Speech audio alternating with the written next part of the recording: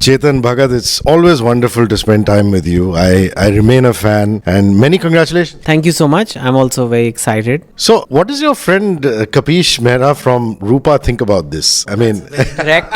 Kapish is... I always ask you direct questions and you give me direct answers, which is the beauty. Yeah, but they are Rupa is my publisher still, because my existing books, 7 novels, 2 non-fiction, 4-5 Hindi translations, it's a whole dozen odd titles that are with Rupa, and they'll remain my backlist, what they call in publishing industry publisher for now. I just wanted to try this. I wanted a global platform, which Amazon Publishing would do. It was chance to be part of history because I'm the first author a big company like Amazon has signed in India. And, to promote books in the places that I want, I need distribution, I need reach, tier 3, tier 4, and I think Amazon's shopping platform allows me that. The Kindle platform is great. So I just wanted to try it. And I told Kapish that I'm around. You're still publishing my other books, but I also want to try this. So good. So, you still remain friends and that relationship is Yeah. This is very interesting for me because here you brought about a reading revolution, a culture, despite what FUFA Literary Festival aficionados and television debate people think. To me, you're a revolutionary because there are all these centers, the B centers, the satellite townships of India that got into reading English books because of you. And now you're planning to take it global. Is this something that has happened over the last few years or you always had this vision?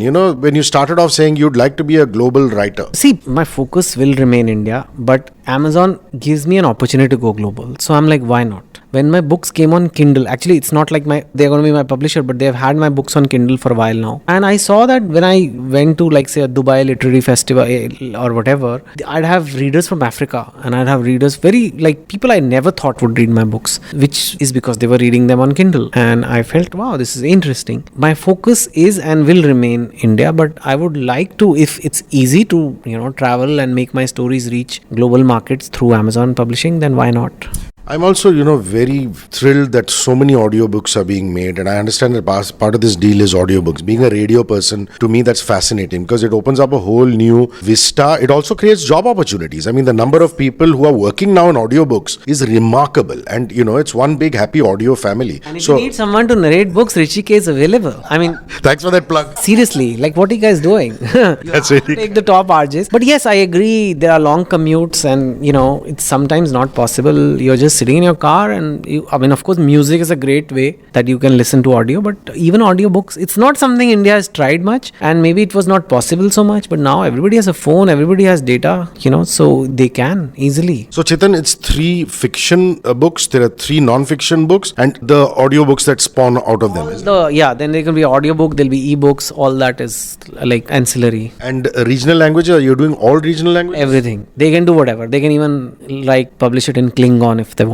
You know what Klingon is? I don't. Klingon is the Star Trek language. They may. What do you say? So you're one of those Star Trek junkies? Trekkie. No. But I mean, it's a language that only nobody ever speaks, but they invented a language for just that series. That is quite cool. And there's some people who learn it for years. Nerdiness can reach different levels. Yeah. I will remember that.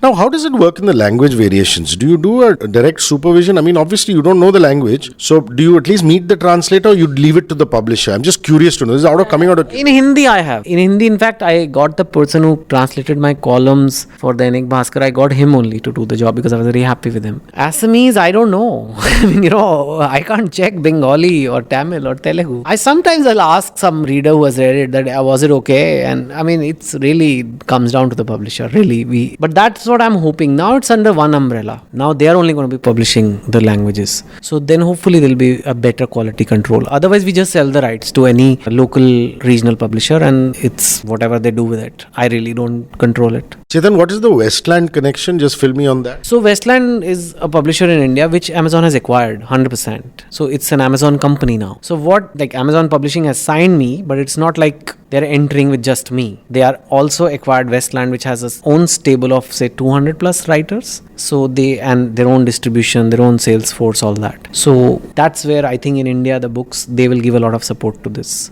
And the first book is going to be out in, is it Diwali? Just before Diwali, October. Yeah, before that season, that festive season. So I think around 1st October 2018. In August, we'll do the cover and title and all the promo and the pre-order and starting. That will happen in August. And is this going to be the fiction one that you're kicking off first or non-fiction? It's going to be a novel. It's been a while. Every 2 years I do a novel, so it's time for a novel. And what is going to be the frequency? Or you're just going to every 2018, 2020, 2022, 3 books. And in the middle, we'll have the book of columns. And this is carefully thought out of? I mean, how do you decide? Suppose you have something ready and you're sitting on material. Why would you stagger it over 2 years? That's the plan. But if I finish it fast, which I don't know if I would, then I can. I mean, yeah, it's flexible. The one in October, just give us some kind of one-liner on it. It's just a different genre. I've never tried that genre before. So I am taking a risk. But I've always tried to do that with every book. So you're saying completely it's a departure from what you've written thus far? Sort of. Tell me about the people at Amazon Publishing. Yeah, I mean, they're obviously people who understand the business, and they're interested in the mechanics of it. Which, I mean, why would you sign Chetan Bhagat, the most successful Indian writer ever? And that's what they wanted to launch with. And I mean, it wasn't easy to get me. It took them several months and several rounds of meetings, and I had my own set of expectations and they had their own. And I think it's a very big focus for them. It's Jeff Bell, who came down from Seattle, who heads publishing for Amazon worldwide, and they are very serious about this. And nowadays, it's harder to get young people to pick up a book with all this digital entertainment on the phone, on YouTube. So I needed a partner who's super passionate about books and has a lot of power. So now you have the might of Amazon with me, and then let's see what we can do with it. Your article on the ICICI controversy and Chanda Kochhar has been creating a lot of ripples online. Everything you do creates ripples online. Do you know that the original article I wrote was much stronger, and Times of India, they normally never do, but they said we really need to tone it down. This is too strong, but they did carry it, so that's great. But I'd like to talk about that. You always look at nationalized and cooperative banks and say, "Arey, unka to katta hai," and things like that. This kind of this thing which is, like you said, imprinted in our DNA. Is there at every level, and we're talking the bourgeois, the top line banks. I mean, yeah, it's very sad, It's one, when a man is hungry, man has not eaten for 2 days, and then he steals 4 bananas. Yeah, that's a crime, but somehow you understand it, right? This hunger, he didn't have food to eat, he had to steal to eat it. But when you are like an MBA and you are like in a bank and you're CEO, and you're not supposed to do this, you're not supposed to have your husband do deals with the corporates you're lending to, and if it is the case, you're supposed to disclose it at the very least. And your your jade is getting mandates from your lenders. It's all too hairy, and it's like I said, it's that bhabi and devar and all this which precedes what is the right thing to do. And I think it's very sad because we have a culture like that. ICICI Bank is a professionally managed bank. It should not be like that. And the moment something like this happens, the head should roll. That's how we give a strong message that India is about being forthright. But here you are, we haven't had much action happening on that at all. Because I follow you on social media and I've seen your opinions, it's not just about the columns, but even otherwise, your interest in politics fascinates me. When are you going to get into politics? Or are you just waiting for the right time to do it? I mean, India needs young leaders. I mean, it's something irrespective of parties. I'm getting old, no. I don't think I'll be able to contribute much if I join politics. The moment you join politics, you have to listen and toe the party line. And my biggest strength is my independent voice. And if I'm not allowed to speak, if there is one instruction from the high command that please, Chetan, just tone down, calm down, okay? And then I can't tweet what I want and I can't say what I want, or if I do, I get into massive trouble or I embarrass my party or something, it'll be counterproductive. So I don't think I'll join politics. You don't have to be in a political party. You can join politics, but you don't have to join a political party. And gone are the days when independence could make a great dent. I mean, you need a party support to do that, and it comes at a price. No independence. I mean, we've seen Aam Aadmi Party being formed, and we've seen the kind of impact. Even India needs all kinds of people. It needs politicians. It also needs voices like mine. It also needs people talking about what is wrong in society from a non-political lens. I in fact feel that is sorely missing. We don't have enough voices which are saying, okay, I'm not in Congress, I'm not in BJP, but I think this is wrong. You shouldn't rape children. I mean, as simple as that. And it's really bad if that happens, and we should be all ashamed. So I think I'm happy to play that role.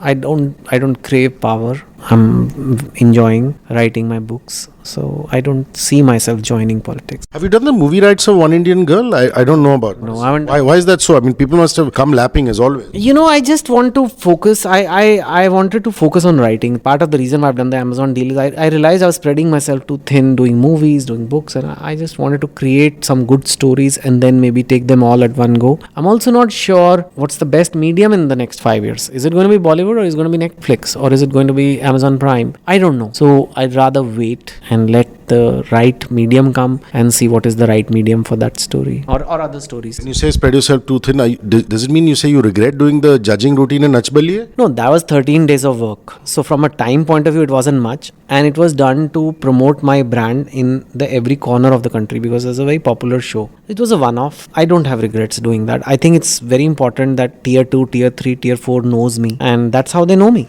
I mean, they found out, they put a face, they put a name, and maybe tomorrow there's a book, they'll pick up the book. Wonderful. I mean, if they pick it up, so be it. I mean, it's Not everyone will, but yeah, I mean, even a pan wala knows that, this article in the newspaper, he's from that guy in Nach Baliye, I'm going to read his article. So I think it's okay to give my brand recognition. I did it. I'm not doing every season. I'm not a reality show expert, but I did it once. Are you still in touch with Preeti Zinta and, Merzi and all? No, I'm not really. But, they're all busy people. I'm very busy. I don't belong in the same world so much, so I guess no. You have friends, yeah? Are you still hanging out with Jackie, Mohit, all these guys? Mohit, yeah. I just, in fact, I'm meeting him tonight. Does that mean there is some conversation about No. Just hanging out, man. I've not hung out with him for so long. He's a great guy to hang. Yeah, and always great music to hear. So, in terms of holidays, what's the holiday you've taken with Anusha and the boys of late? Where did you take them? When was the last family vacation? Bali. We went to Bali with some friends, and it's really nice. I mean,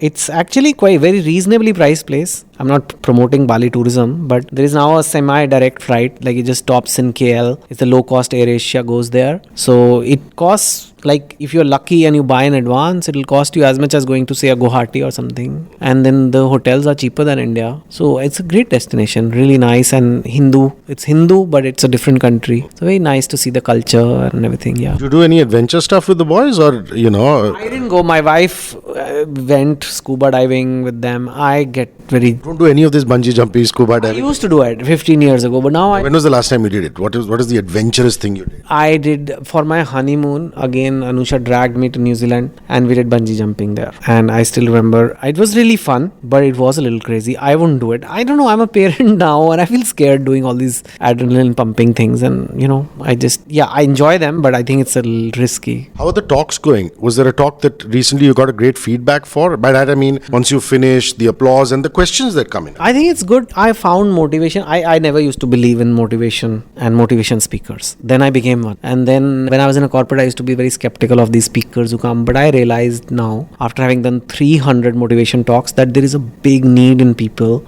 to keep their motivation high. It is not about what to do. People know that. Whether it's your health, people know to exercise more. People know to eat less. People know this is what I do to study more to get more marks. They know the solution. Where the issue happens is motivation. And people often, the motivation levels drop. And it's something we need to work on continuously, all of us. Chetan, absolute pleasure talking to you. Thanks. God bless you and see you soon when, in October or maybe before that. Yeah? Cheers. I will be with you.